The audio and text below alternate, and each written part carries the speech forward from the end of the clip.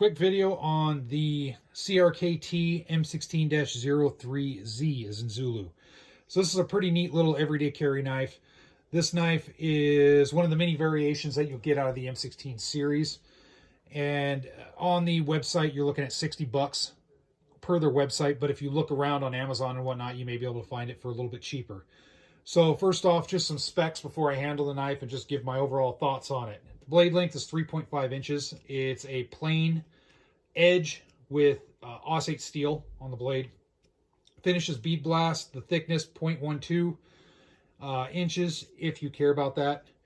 The overall length is 8.25 inches open. The closed is 4.75 inches and it's 3.5 ounces. The handle is glass reinforced nylon and it is a liner lock type design, and it does have that auto lock safety in it. So I'll flip it open here. Here's the flipper right here. Good knurling on the flipper. So there it is. Turns into a decent guard right there.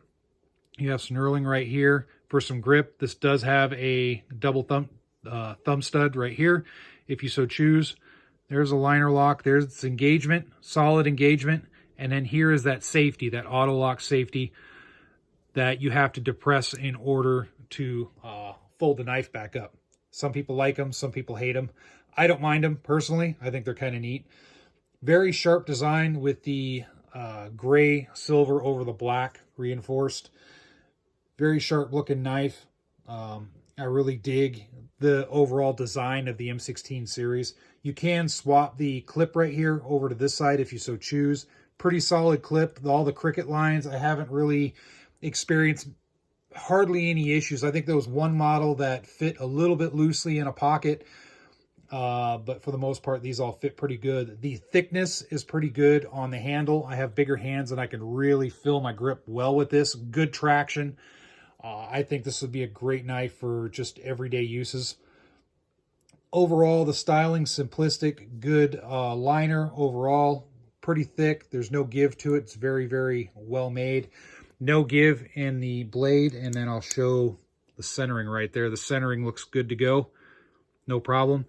Nice opening. You can open it with the thumb studs. It's a little bit harder to do so. So that's why this is more just a flipper.